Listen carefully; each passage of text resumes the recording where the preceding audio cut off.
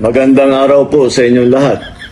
Kagaya ng aking nasabi nung nakaraang report ko, ay patuloy ang pagre-report ko sa taong bayan tungkol sa mga kaso at saka sa mga impormasyon na nakukuha natin tungkol sa mga flood control project na hindi maganda.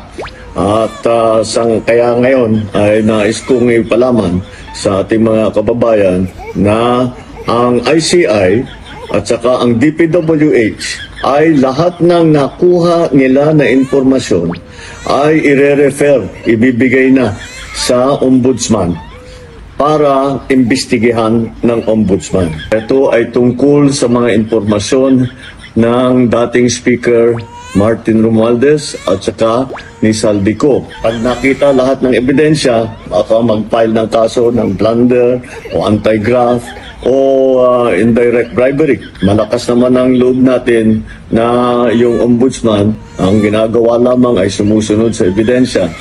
At kung saan tayo dinadala ng ebidensya, doon pupunta ang ating investigasyon. Maraming salamat po. Magandang araw po sa inyo lahat.